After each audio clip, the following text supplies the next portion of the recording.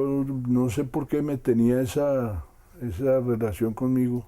Y el nombre de argumentos, Rubén, el nombre de argumentos viene... Un poquito recordando Dazaramén de Berlín, un poquito, sí. Pero entonces yo fui donde Buchholz y le pedí una carta para que me hiciera una presentación y solicitar avisos. Y me fui a solicitar avisos a las entidades y le resultó el primer número, y resultó el segundo, y resultó el tercero. Y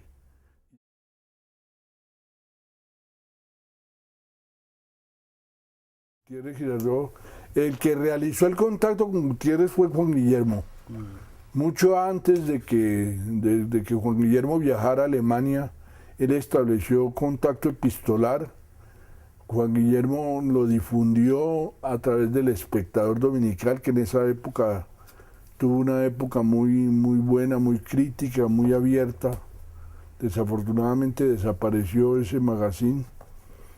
Y con Juan Guillermo y a través de Carlos Sánchez y de Juan Guillermo se hizo el contacto con Gutiérrez. La primera vez que vino a Colombia en esa época nos reunimos juntos en mi casa, 87, le grabamos una conversación y se inició una relación epistolar, pues no muy extensa, pero sí 2 o 3 cartas al año. Y él empezó a colaborar y se entusiasmó mucho con la idea, ¿no? De volver. Él le agradecía un poco a Juan Guillermo y a nosotros, nos agradecía el que le hicimos posible una presencia en Colombia, ¿no? Entonces uno lee a Gutiérrez y de pronto se da cuenta de que tiene que leer a Pedro Enrique Sureña, de que tiene que leer a Alfonso Reyes.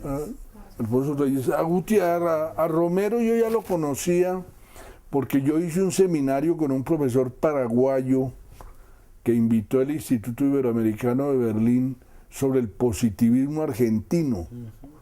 Yo estudié en esa época un libro de Reyes de Romero que se llama Las ideas políticas en la Argentina. Y Romero me impresionó desde entonces muchísimo. Yo ya lo conocía, pero a Pedro Enrique Sureña y a Alfonso Reyes, sobre todo Alfonso Reyes, me ha impactado mucho. Alfonso Reyes, ahora acabo de adquirir la traducción de la Ilíada, los primeros 10 cantos. Es poesía de alto nivel. En alejandrino. Poesía neoclásica, de altísimo. A mí no me parece un gran poeta Alfonso Reyes en realidad. Pero Ifigenia... Ifigenia Cruel es muy bella. Es muy bella. Pero en su poesía generalmente me parece un poco pasada, un poco anecdótica. Sobre todo esa poesía que relata, no sé si me hago entender, sí. pero viendo uno la Ilíada traducida por Reyes en una elegancia, en una cadencia, es sorprendente. Y él tiene un libro sobre temas griegos que se llama Cadencia de sombras, ¿cómo es? 4 tomos de obras completas sobre Grecia, ¿no? Es decir, es un humanista en la antigüedad. Es un humanista que no tiene nada que envidiarle a los grandes maestros europeos. Escoldo de Grecia. Y es una gestión. Punta de sombras. Es una gestión de una responsabilidad y de una honestidad ejemplar. Ese hombre, cuando estaba en Madrid, que le quitaron el puesto que tenía en la embajada, en condiciones precarísimas, viviendo de traducciones y de las contribuciones que hacía un periódico de República Dominicana, estaba simultáneamente editando las memorias de Servando Teresa de Mier, estaba dedicando a Góngora, estaba editando el libro del Buen Amor de la Cipreste. Es decir, es un individuo realmente un arquetipo del comportamiento intelectual honesto y sin mayor pedantería. Y comienza los estudios de Goethe por esa época que culmina. El librito de Goethe sigue siendo un ejemplar. Una de las mejores introducciones a Goethe. Sencillísimo además. Es un libro de un maestro, porque el maestro es sencillo. Uno lee Trayectoria de Goethe y es como leer una novela. Es una novela. Una novelle. Una novelle, que en alemán el género novelle corresponde a relato. No existe Erzählung, que es cuento corto, y existe novelle. Por ejemplo, La Metamorfosis de Kafka es una novelle. Entonces yo creo que Trayectoria de Goethe es una novelle. Se puede leer como Entonces, no, Alfonso Reyes es y Pedro Enrique Sureña ni se diga. No. Ese libro sobre las corrientes literarias en Hispanoamérica y en la cultura de las humanidades y la cultura en América Latina, uno que publicó en inglés primero, fue traducido. Es un individuo donde se pone a hablar, por ejemplo, de la dieta, las corrientes de la literatura. Se publicó en Harvard y después en Fondo de Cultura. No, lo que se publicó en Harvard fue un curso. Fue un curso. Pero él tiene otro que se llama Pequeña Historia de la Cultura Latinoamericana, donde se mete a hablar inclusive de la dieta de los aborígenes de América. La comida, la música. Sí, es decir, antropología, sociología, literatura. Que lo va a hacer Reyes en Visión de Anahuac. Y es otro ejemplo de modestia y de seguridad en el trabajo permanente. Una preocupación por el lenguaje. Es muy explicable que esos maestros de América no fueran filósofos sino filólogos, porque aquí no había base filosófica. Sin embargo, Pedro Enrique Sureña tiene un ensayo sobre el pragmatismo de Nietzsche, donde cita a Peirce, de una gran actualidad, y es un gran ensayo filosófico. Me parece muy injusto Gutiérrez cuando colocan en el mismo plano a Octavio Paz y a Pablo Neruda, los menciona en el mismo y acusa a Pablo Neruda de narciso telúrico. Eso es una tontería. Hablar de narcisismo telúrico en Neruda. Neruda es un gran poeta. Neruda es un gigantesco poeta, es un gran poeta.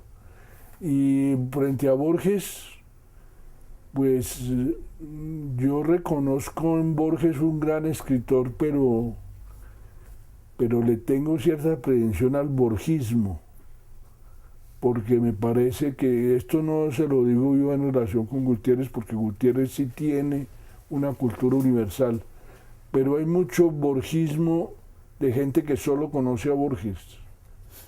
Y eso me resulta sospechoso. Me parece que se vuelve un comodín. En vez de... no conocen a Balzac y hablan de Borges. Como el de Mao para no leer a Marx. Como Mao para no leer a Marx. Pero naturalmente que Gutiérrez tiene una experiencia muy profunda de Borges, lo conoce muy bien. El primer gran divulgador. Y lo que dice sobre Borges es lo más acertado que yo he leído sobre Borges, ¿no? La valoración del movimiento estudiantil es la valoración de un profesor que se vio afectado por el movimiento. Es decir, antes del movimiento estudiantil los profesores en Alemania eran, como lo llama un célebre estudioso de Harvard, mandarines. Tenían una existencia muy privilegiada y ellos fueron muy cuestionados. Inclusive el humor jugó un papel muy grande en el cuestionamiento de los profesores, y yo creo que Gutiérrez en parte tiene razón en una cosa. Gutiérrez dice que el peligro del movimiento estudiantil es que condujo a una tecnocratización de la universidad. En eso tiene razón. En eso tiene razón inclusive una crítica conservadora, como es la de él, desde el punto de vista de una universidad en donde la cultura no estaba tan administrada, digámoslo así. Pero indudablemente que yo percibo, y particularmente en esa ocasión, porque yo me recuerdo que ese fue un diálogo que tuvimos en casa de Castilla, de Hernán Castilla, y en ese momento yo me di cuenta, inclusive por su manifestación personal, por su manifestación somática, cuasi somática, que mejor dicho respondió como indignado, como bravo con los estudiantes, que en esa época seguramente él tenía fama de cascarrabias, inclusive en Alemania. Yo, tal vez como se dice vulgarmente, me identifiqué más con la generación emergente que con la mía propia, ¿no? Yo veía más creatividad y más impulso crítico en la generación emergente. Ya desde el principio, desde los años 70, me orientaba más hacia lo nuevo que estaba apareciendo. Porque yo veía que se había dado un cambio muy profundo en los años 60, cuando yo estuve ausente, y que las nuevas interrogantes que se estaban planteando eran más contemporáneos. Ustedes eran más contemporáneos, inclusive en su periodo de formación más temprano, que las personas de mi propia generación. Entonces yo me vinculé en ese sentido mucho a los estudiantes. Yo nunca he tenido problema con los estudiantes, por ejemplo. Yo creo que en todas partes, yo tengo experiencia con Cali, con Manizales, con Medellín, con Barranquilla, con Cartagena, porque periódicamente he ido por allá. Hay un semillero de preguntas, se está fermentando una nueva cultura. Se han quemado etapas de bobería, etapas de fárrago, de palabrería. Todavía lo que queda de esa etapa premoderna, sentimentaloide, narcisista, va apareciendo como espectral, como un pasado que no se ha sepultado del todo, pero yo creo que hay alternativas en los discursos. Hay más serenidad, diría yo, menos retórica.